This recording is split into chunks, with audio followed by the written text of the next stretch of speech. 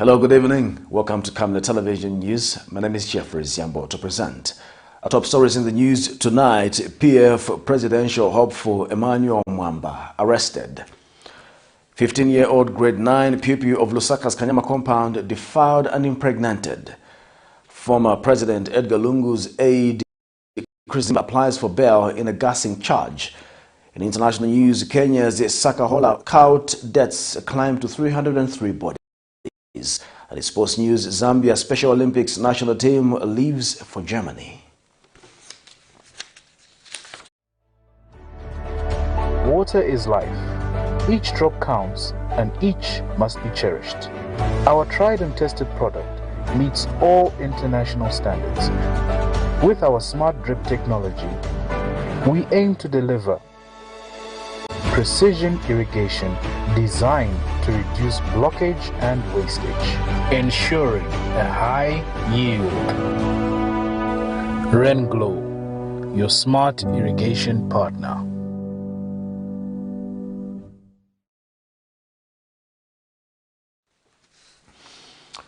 Now the news in detail. Police have apprehended Opposition Patriotic Front presidential hopeful MWAMBA for an undisclosed offense. Lawyer Jonas ZIMBA confirmed to Camnet News that Mr. Mwamba has been apprehended at an unknown location. Counsel ZIMBA says Mwamba was apprehended between 16 and 17 hours, but could not give more details pertaining to the arrest. A comment from the Police Public Relations Unit proved futile by broadcast time. Mr. Mwamba has been vocal on governance issues in a quest to provide the checks and balances to the governing United Party for National Development Administration. Two former pupils of Highlands Secondary School in LUSAKA'S Banana site and service area are seeking help to sustain their business, which runs from drying apples and pineapples into crunch-finished products. MWAMBA and Stephen Sichilima, 18 years of age, run a company called Pambana, which makes apples, pineapples, and bananas into crunch-finished products such as marmalade, jam, and peanut butter. The duo completed school last year and are in need of machinery to boost their production so as to reach the demand of their customers. More in the following report. Yes, so this is how you must look here. Then we have two types of apples. We have sour apples and sweet apples. So if you want to make them, these are sweet, they are naturally sweet. So if you want them to be sweet, you can dry them the way they are. But if you want them to be sour... In the busy banana site and service area of Lusaka, two young entrepreneurs have set their eyes beyond the white-collar jobs. The former pupils of Highland Secondary School, Daliso Mwemba and Stephen Sichilima, have set out to transform ordinary fruits into extraordinary delights through their business venture called Pambana. The duo, who are 18 years old, have chosen not to be constrained by limited opportunities as they strive to become architects of their own destiny through their unwavering dedication to value addition. So we have dry fruits, we have marmalade jam, we have peanut butter, and we have a mixture of both. So that's that. And then we also dry them using the sun. Natural orange and lemon. So lemon is the one that acts as a preservative for our marmalade jam. Then for our peanut butter, we have no additional sugar. We have most of the people that make peanut butter, they add some sugar, some sweetener in them, and some preservative, but ours is natural. Then for our fruits, we have these packages that are airtight, so that we can't have air going in and forming moisture. So that's the reason why we picked these packages, for them to be, for us to prevent air from going in there, so that they can form moisture. With ambitions to major into the fields of computer science and economics and statistics, Daliso and Stephen are the two pioneers who have turned their attention to the art of drying apples, pineapples, and bananas, converting them into delectable, crunchy finished products. Their entrepreneurial skills also extend to crafting marmalade jam and peanut butter as part of their culinary talents. While in Zambia, promoting value addition and creativity among youths is an important aspect of the government's agenda for economic growth and development. The two innovators are appealing for support to help stabilize their business and meet the demand from their customers. We don't have any equipment, so we just use, most of the procedures are done by hand. And then for the peanut, we just take to people who have machines and they make it for us. Then we brand it. Then for the dry fruits, we cut them ourselves and dry them ourselves until the pack. What would need funds. Right now, the only challenges we're having is production and finding the suitable market for our product. So right now, what we might need is maybe a peanut maker, a dehydrator, and boilers to make our marmalade jam.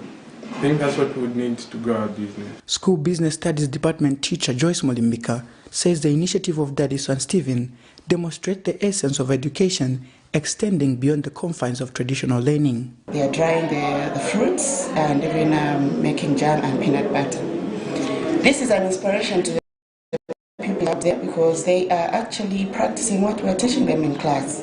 And it gives us so much hope that the future is so bright because the financial literacy and entrepreneurship in our children is big. As it encourages youth engagement in innovation and value addition, the two hope to expand their business and employ fellow youths.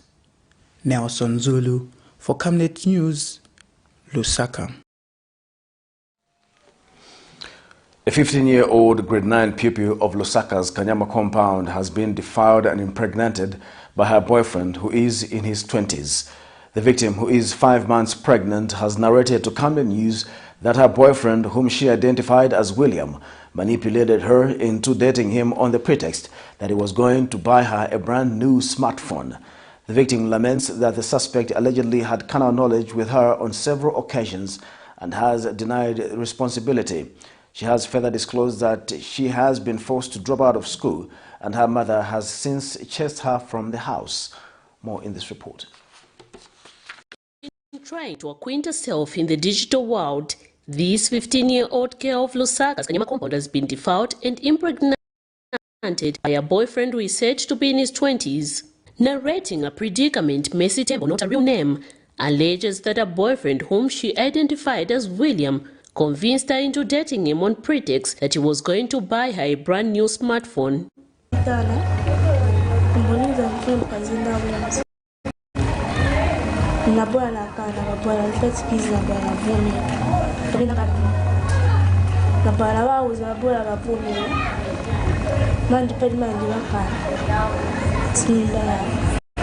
She's 5 months pregnant and the man has denied the responsibility. The victim was currently in a secondary level in grade 9, disclosed that she has been forced to drop out of school and alleges that her mother has since chased her from the house. Last week.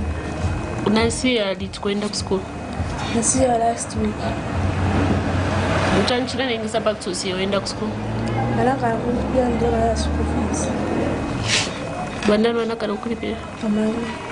Why you wanna go to the drama school?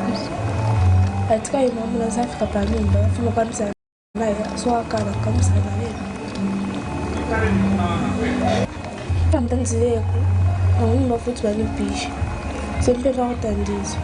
By broadcast time, effort to get through the suspect proved futile, as well as getting a comment from the victim's mother as she was at Soweto Market where she trades from. Consent Justice and Human Rights, where the teenager went to seek for assistance, says they are going to take up the matter and ensure that the suspect is brought to book.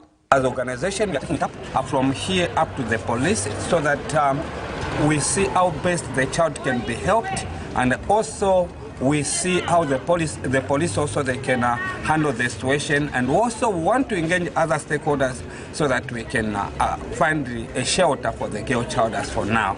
So that is the steps that we are taking as an organization. Meanwhile, Advocates for Child Justice has reminded parents whose children have been victims of abuse to play their part and ensure their safety. The law is there for us to implement. The law enforcement agencies must, step in and make sure that the law that we recently enacted as a country should come to, to rescue children. It is meant to strengthen, child protection in Zambia, and that it means that we are, as a country, we need to make sure that it is actually enforced. So, and parents also, for those that are actually inflicting more pain on children who are supposed to be defended, must also be advised that they also have a responsibility. The law also gives a mandate or gives responsibility to parents, and those are responsibilities of the parents, and that they make sure that children that are victims of child defilement are protected, and not for parents also to inflict pain by chasing children. Cases of defilement and child abuse have increased in Zambia. There is a need, therefore, for parents and caregivers, community leaders and church to act quickly and address issues of child defilement by making their homes safe. Miriam Kaimba, reporting for Camnet TV News. The National Water Supply and Sanitation Council, NWASCO, has cautioned members of the general public against vandalizing water installations. NWASCO Public Relations Manager Mpunga Sumukwai tells Camnet TV News that acts of vandalism undermine the attainment of Sustainable Development Goal number 6 on ensuring inclusive access to water and sanitation. She has since urged citizens to be reporting those suspected to be damaging water infrastructure. So vandalism are a hindrance to the attainment of Sustainable Development Goal number 6, which is focusing on tackling water and sanitation issues. This is because the vice reduces the gains being made to improve the provision of water and sanitation services. Destruction to public infrastructure by some members of the general public tends to affect the larger community. It must be noted that in various communities, including LUSAKA'S KANYAMA compound, acts of vandalism continue to annoy members of the general public.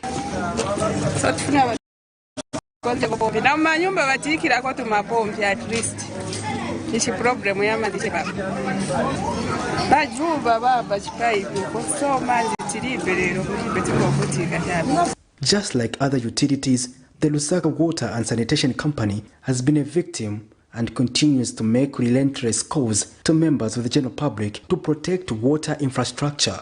And the 2022 National Water Supply and Sanitation Council, NWASCO Urban and Peri-Urban Water Supply and Sanitation Sector Report demonstrates that vandalism is still among challenges affecting utilities. We spoke to the Zambia Water Forum and Exhibition Chairperson, Professor Emasi Kunyambe, who stated that vandalism undermines the provision of water and sanitation services in the country. As South Africa, we take pride in making sure that all our water infrastructure and system are well maintained. But going forward, the important part is to have a change of mindset by our communities, by our individuals and citizens. Mpunga Simukwai is National Water Supply and Sanitation Council Public Relations Manager. As NWASCO as a regulator, we are now pushing towards Vision 2030 and Sustainable Development Goal number 6 on the need to accelerate access to clean and safe drinking water for all as a country. You know that we've previously focused on the urban, peri-urban, but now we are reaching the rural parts of the country. So we'd like to appeal to consumers everywhere, not just in Lusaka, all parts of the country, to guard water and sanitation infrastructure jealously. Because like we've mentioned, it's not just a cliche, water is life, and we all must play a part to ensure that the water and sanitation infrastructure is guarded jealously. Patrick Soko, Camnet News. The Opposition Leadership Movement Party has opposed the move by the ruling United Party for National Development, UPND, to be monitoring the implementation of the Constituency Development Fund CDF projects. Party Secretary General Chalwe Chandalala says that allowing cadres to get involved in government may lead to a rebirth of tribalism. UPND Secretary General Batuke Imenda said there is nothing sinister about party supporters monitoring projects, saying it is in line with the party manifesto.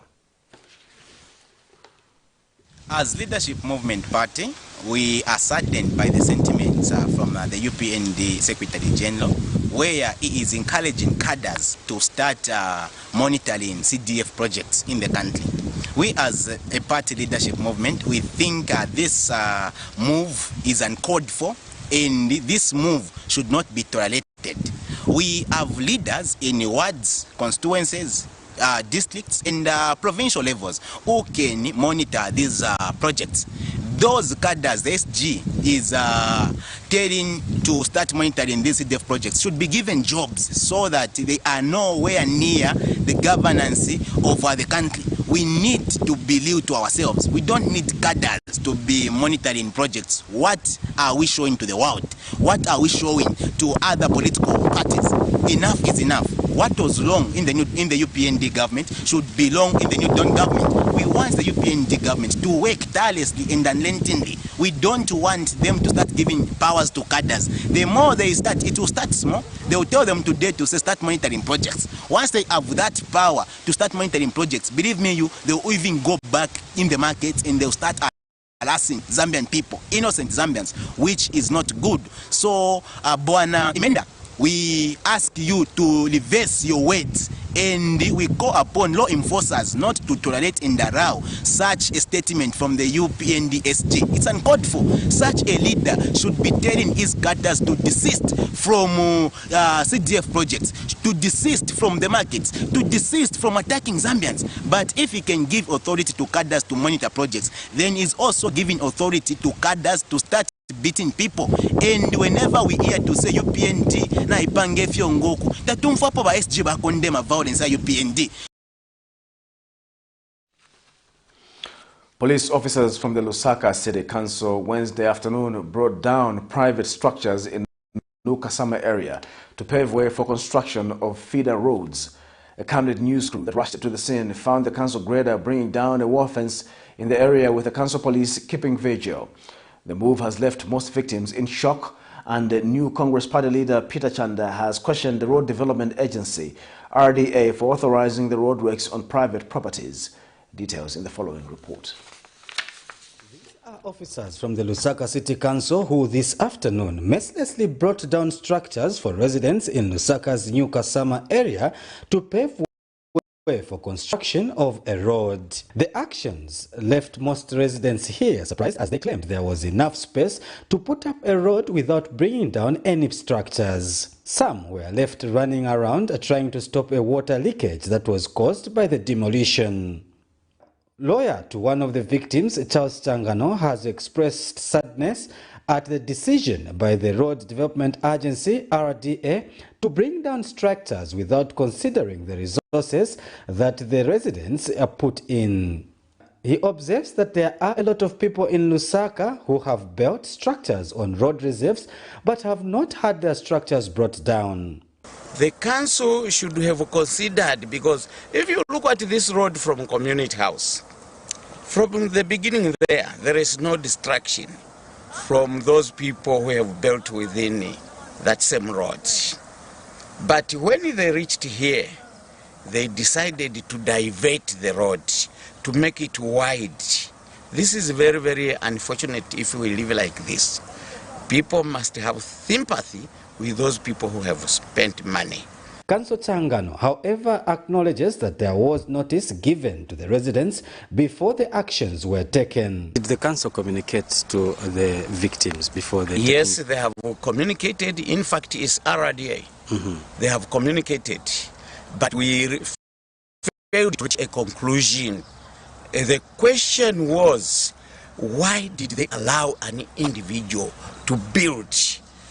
Yes, leaving the interest of the people which they considered were important. So, being an investor, being a well-known person, we may assume there is something beyond what they are doing. And new Congress Party leader Peter Chanda, who has been advocating for the structures to be spared, bemoaned the move and urged RDA to respect people's properties. He says there was enough space to put up a road, but wondered why the RDA had to bring down people's properties. Well, as New Congress Party, we informed the nation on the desire and the quest by the Lusaka City Council and the Road Development Agency to destroy a Lusaka businessman's property. Today they've done it. This is a place where apartments have been rented out, and they came abruptly without giving a notice to the owner of the land. Is this the justice that the Zambian people voted for? Do we have a government in place that has a duty to safeguard and secure the interests of the citizens? You have seen that even where they are breaking, there is a lot of space here. And the rationale behind breaking the offense right there is not seen. Mr. Tanda, who once wrote to the Road Development Agency seeking clarity on the road construction in the area, says it was unfortunate that before they could respond to his query, they went ahead to bring down structures in the area. I have written to RDA, they have not given us a response. We have called on the council to explain when the plans were being done. There has been no explanation from the council up to date. Is this the justice that we are talking about? We believe when political leaders are ushered into office, like the Zambian people voted for the New Dawn administration, the duty was to dispense justice. Now, is this justice when injustice is being done? Is being done when injustice is being done to an innocent businessman? Reporting for Camnet News, my name is Marco Kwakozi in Lusaka. The Lusaka Magistrate Court has issued a bench warrant against former President Edgar Lungu's political advisor Kaiza Zulu for failure to appear in court. Magistrate Sylvia Munyinya issued the bench warrant following the absence of the accused without any reason. The court has observed that Mr. Zulu, who is expected to open his defense, has in 3 consecutive sessions failed to appear before the court. This is in a matter in which Mr. Zulu is charged with 2 counts of failure to surrender his diplomatic passport to appear before the nearest immigration officer when he was on a trip outside Zambia. More in this report. The Lusaka's Magistrate Court has issued a bench warrant against former presidential political advisor in the Patriotic Front administration, Kaiza Zulu, for failure to appear in court. Magistrate Sylvia Munyinya has ordered that the bench warrant be returnable on the 21st of June 2023. This follows the continuous absence of Mr. Zulu in court, where he is scheduled to open his defense in the case is accused of failing to surrender his diplomatic passport. The court has observed that Mr. Zulu was not present before court on the 26th of May and 9 June 2023. Before issuing the bench warrant, the magistrate ordered for his surety to explain to the court why the accused was not in court to open his defense. However, State Prosecutor Frederick Nsama informed the court that the sureties were not present too. In a ruling, Magistrate Munyinya said she was left with no option but to order for the arrest of Mr. Zulu, as she will not entertain the accused action. The former political advisor standing trial on charges bordering on failure to appear before a nearest immigration officer and failing to surrender a diplomatic passport. In the first count, allegations are that Mr. Zulu failed to appear before the nearest immigration officer on the 9th of December 2022. While in the second count, the state accuses him of failing to surrender his diplomatic passport when required to do so by the Chief Passport and Citizenship Officer upon ceasing being a diplomat on the 20th of December 2019. He was previously found with a case to answer by Magistrate Sylvia Munyinya and placed on his defense. However, he is yet to give the court his version of the story. Miriam Kaimba, reporting for Camnet TV News. Former State House Special Assistant to the President for Politics, Chris Zumani ZIMBA, and 3 others have applied for bail pending trial before the Lusaka High Court. In an affidavit filed before the court and sworn by Given Perry, he claims that he and his co-accused have been subjected to physical abuse and torture by the police, who allegedly forced them to implicate former President Edgar Lungu and Chris Zumani ZIMBA in the case. Given Perry, Marlon Banda, Potiphar Gwai, and Chris ZIMBA are the applicants. The quartet, through their lawyer Benjamin Mwelwa, submit that it is unjust to continue detaining them since 15th and the 29th May 2023 on the pretext the offense that they are charged with is non-bailable. Counsel Mwelwa argues that the police claimed the alleged offense was committed in 2020 when it was bailable, and the same offense only became a non-bailable offense on the 18th of April 2020. 2023. Minister of Education Douglas Yakalima has announced the partial reopening of Kapiri Girls Technical Boarding School, which was indefinitely closed due to continuous infernos experienced at the school. Speaking during the press briefing in Lusaka, Mr. Yakalima says the school will be reopened on the 19th of June 2023 and will only cater to pupils in examination classes. The minister explains that although the school suffered damages of worth over 300,000 kwacha caused by the fire, not all the dormitories were gutted. Mr. Yakalima has further directed the grades 9 and 12s to report to their school on Sunday, June 18, 2023, without fail. To their school on Sunday, 18th June 2023, without fail. This measure is meant to ensure that these pupils don't fall way behind in their lesson schedules. You may wish to know that a preliminary report has been submitted, but investigations are still ongoing. In the meantime, I would like to assure parents, Kapiri girls learners and the general public of maximum security provided by the Zambia police. As soon as investigations and renovations are concluded, we will facilitate for the remaining grades to join their fellow learners. What we did is that the provincial education officer in Kabwe, they made an assessment together with the school to just arrive at what was lost by the children, that is personal effects, and those all are going to be replaced. And then on top of that, we have also bought mattresses for all for both dormitories. So they all received brand new mattresses and they've all been bought. We'll take a break. Join us for more news after the break. From time immemorial, we have had different types of lighting options, from those that can burn down our investments in minutes to those that dig holes in our pockets due to constant replacement and huge consumption of our ZESCO units. Savenda Electric introduces the new and advanced electric bulb with cutting-edge technology of LED that has low power consumption, gives out bright white light, and lasts up to 25,000 hours. Savenda Electric manufactures all types of LED light, like plastic LED fluorescent tubes, down lights, ceiling lights, outdoor fittings, and solar street lights made to customer specifications. Let's live on the bright side of life by choosing the wide range of Savenda electric lighting solutions that are available in all leading stores and supermarkets countrywide. For orders, call 0962-642-490 or email jnbunda@savenda.com or pchabula@savenda.com.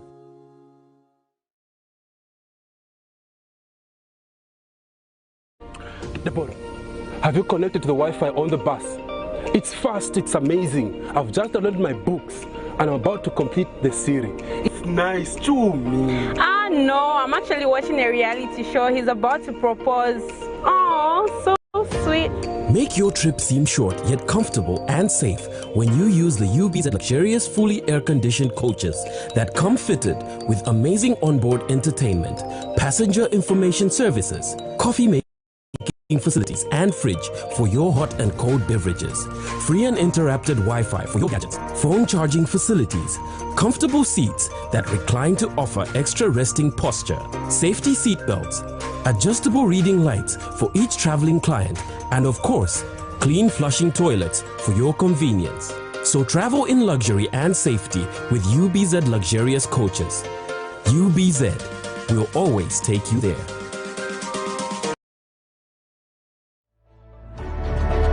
Water is life. Each drop counts and each must be cherished. Our tried and tested product meets all international standards. With our smart drip technology, we aim to deliver precision irrigation designed to reduce blockage and wastage, ensuring a high yield. Renglow, your smart irrigation partner.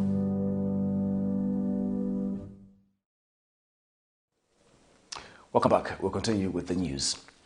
Minister of Commerce, Trade and Industry, Chipoka Mulenga, says the investment portfolio between the Czech Republic and Zambia have been unfavorable in the last 5 years.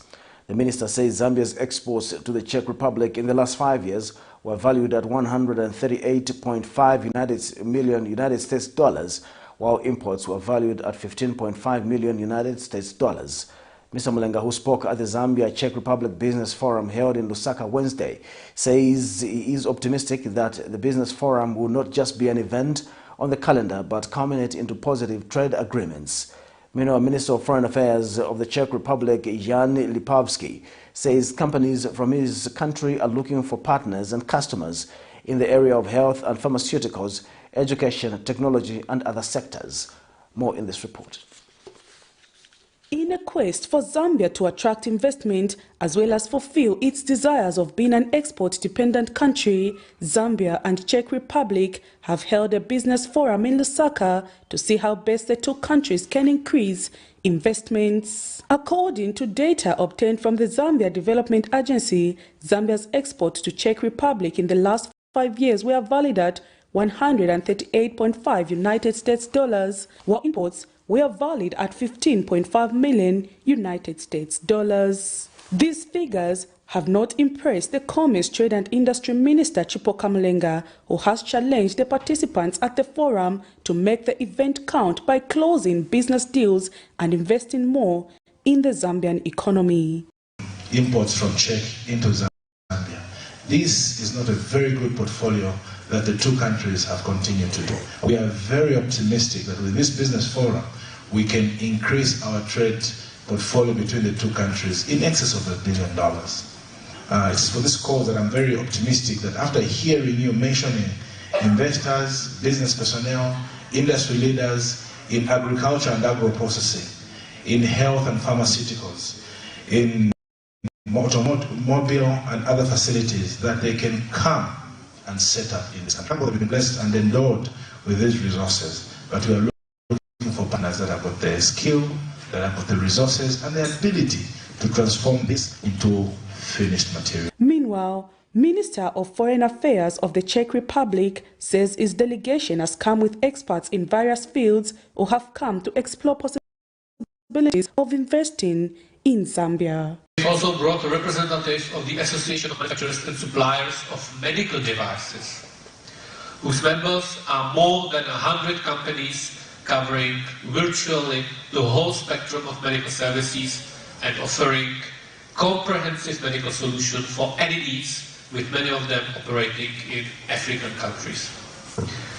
You might have heard about the company Linet, the world's biggest producer of hospital beds, or DCE, that specialize in developing top quality devices for neonatology. We have here VVS, a company with more than a half of century of tradition. It provides comprehensive nutrition for all categories of farm animals with its modern technological processes. The business forum has since been closed, while the Zambia Development Agency will continue to monitor investment opportunities that will be as a result of the forum. Prudence Chota, reporting for Camnet TV News.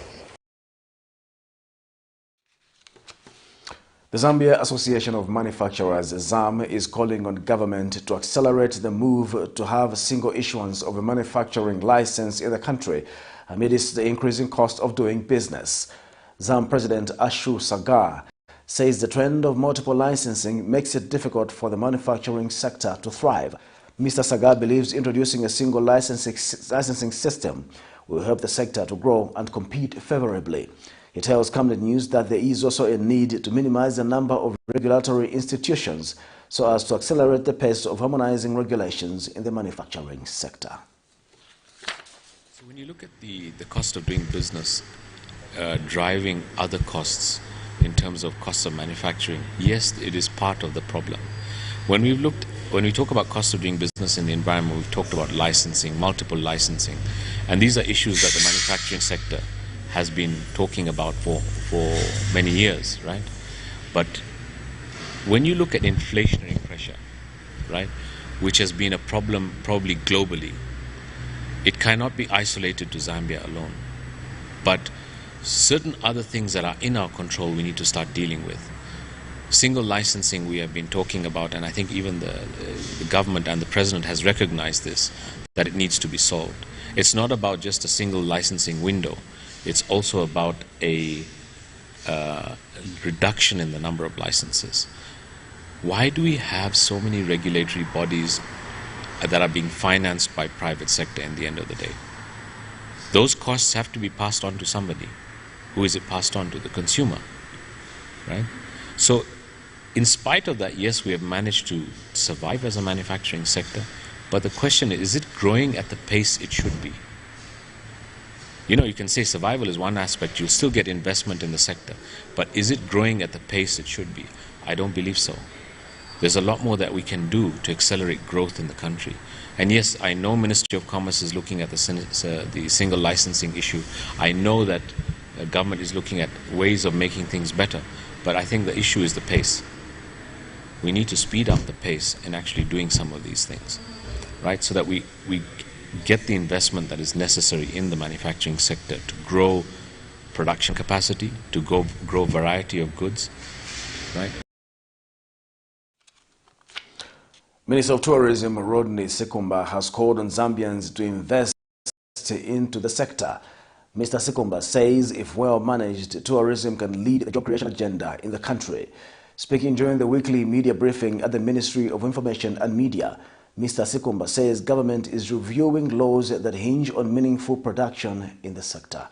Here's a report.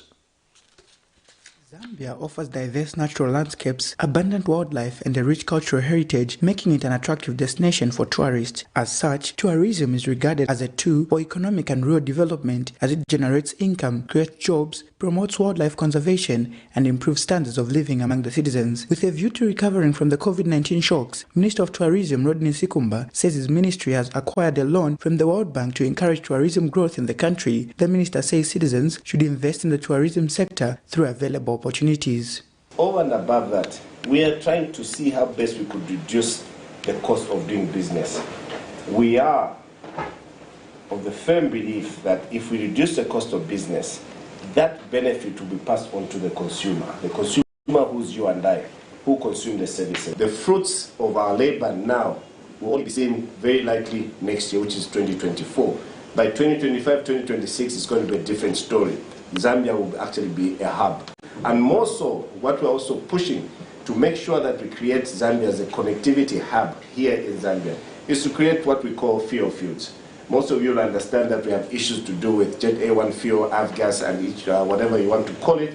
But what will happen is that as soon as we have that particular fuel field there and these wide-bodied aircrafts coming in, we should be able to start seeing a lot of airlines coming in and getting as many. When queried about the status of the hunting concession, the minister had this to say. What is the status? Obviously, we got a judgment. It's in public domain.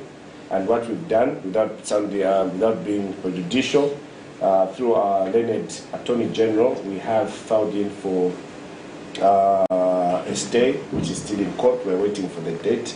So until such a time that our learned Attorney General gets back to us, the status quo remains the same with regards to those issues that were raised in court. Now, again, probing. Hunting has never stopped in Zambia. Meanwhile, Acting Minister of Information and Media Makozo Chikote says the media should strive to safeguard its profession as it is essential for the development of the country. The main media now have to take it up to make sure that those who come in to mislead the nations, you as main media must be ahead of them. I think that is the direction I'm trying to say. So also it is very important to know that some of the laws that have been there, they need to be reviewed to see how we are going to regulate the media fraternity. Nelson Zulu for Camnet News, Lusaka. We'll take our second and final break. Join us for international sports news after the break. Water is life. Each drop counts and each must be cherished. Our tried and tested product meets all international standards.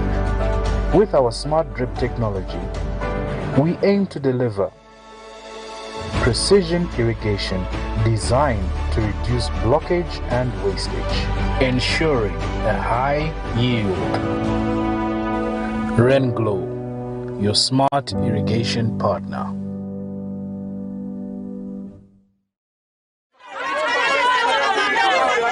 For immediate coverage of any breaking or latest news in Zambia and around the world on Camnet television, call the numbers on your screen.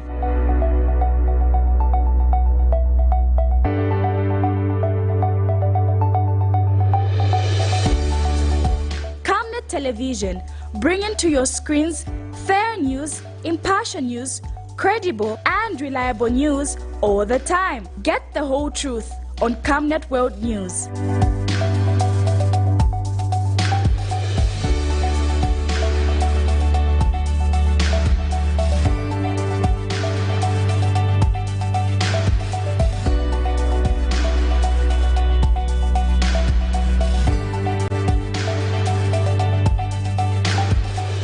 Camnet Television, not just another channel.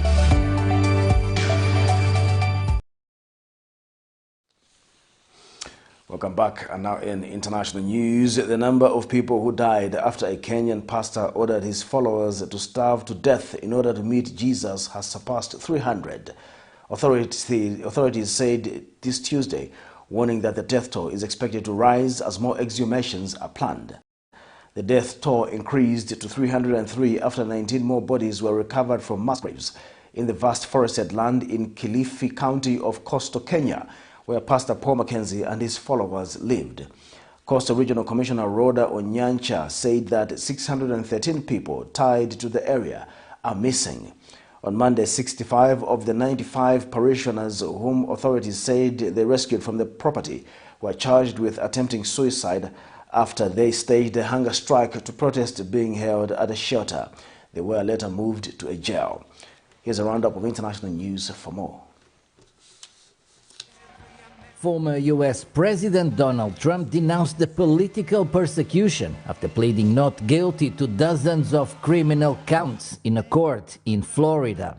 In a historic first court appearance as a federal defendant, Trump is accused of mishandling some of the U.S. government's most sensitive secrets and scheming to prevent their return. More importantly, it's a political persecution, like something straight out of a fascist or a communist nation. As president, the law that applies to this case is not the Espionage Act, but very simply the Presidential Records Act, which is not even mentioned in this ridiculous 44-page indictment. Under the Presidential Records Act, which is civil, not criminal, I had every right to have these documents. Donald Trump is the favorite candidate to fight next year's presidential election for the Republicans. The U.S. government, which has never before prosecuted the former president, accuses Trump of violating the Espionage Act. The number of people who died after a Kenyan pastor ordered his followers to starve to death in order to meet Jesus has surpassed 300.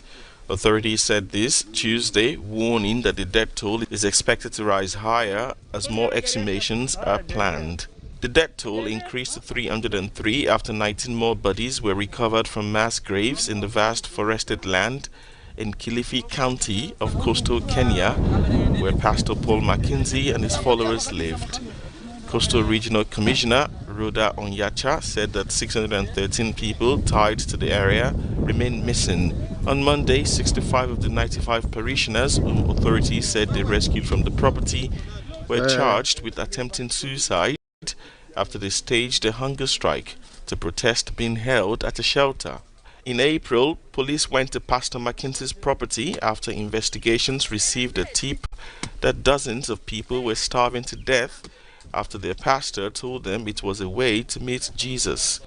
Kenyan President William Ruto has likened Mackenzie to a terrorist. After completing their last round of training, this second batch of South African firefighters will head to Canada to battle wildfires.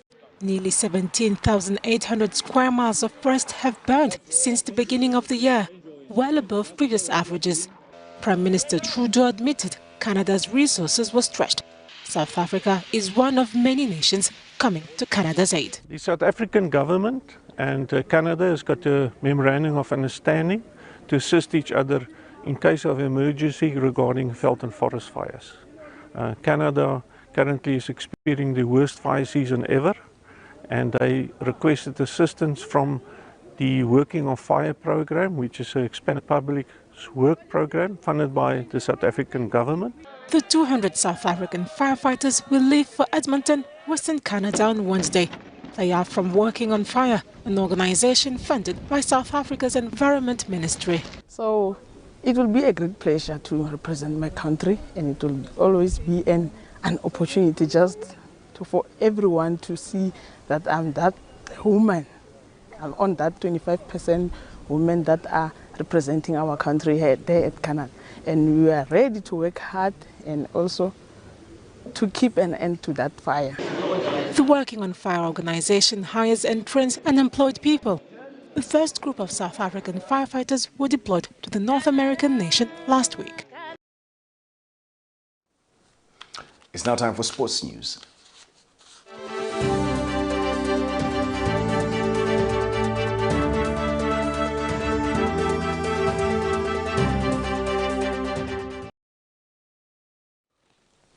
And now in our sports news tonight, Minister of Sports Elvis Nkandu has sent off the Zambia Special Olympics national team for the Special Olympics World Games to be held in Berlin, Germany from the 17th to the 25th of June 2023. The minister says he expects the athletes to remain disciplined and perform to their best and win medals so that they can inspire other people to take part in sports. He says government is also happy to see persons with disabilities participating in the Olympics. He has further says government will continue to support sports men and women in the country, as well as improve their pay to motivate them to work hard. Meanwhile, 9 athletes with special needs are part of the delegation that has left for Germany. Gentlemen, allow me to take this opportunity to wish this team going to represent Zambia in the Special Olympics Committee tournament in Germany the best of luck. Indeed, you'll be representing Zambia at this prestigious tournament, and therefore you will be required to be exemplary, and underline that. And therefore you will be required to be, as I said, exemplary and obviously in your performance, and put Zambia on the map as a country that has not only been the best behaved players, but also winners. So I expect you to go and win. We are not sending you for a holiday. We are sending you to go and win so that we are motivated as government even to send a larger delegation next time. So the onus is on yourselves to make us proud, to make sure that we believe in you, so that next time we'll not be able to debate about how many people, how many athletes we'll be sending. We'll just be saying, PS, please facilitate their outing. That way, because you would have reciprocated the commitment of the ministry. To end Camnet Television main news, the top stories once again. PF presidential hopeful Emmanuel MWAMBA arrested. 15-year-old grade 9 pupil of LUSAKA'S KANYAMA compound defiled and impregnated. Former President Edgar Lungu's aide Chris ZIMBA applies for bail in a gassing charge. In international news, Kenya's SHAKAHOLA count deaths climb to 303 bodies. At sports news, Zambia Special Olympics national team leaves for Germany. A Camnet verse of the day is coming from the book of Ephesians 5 verse 25. Husbands, love your wives, just as Christ loved the church and gave himself up for her. Thank you once again for watching Camnet News. My name is Jeffrey Ziambo. Good night.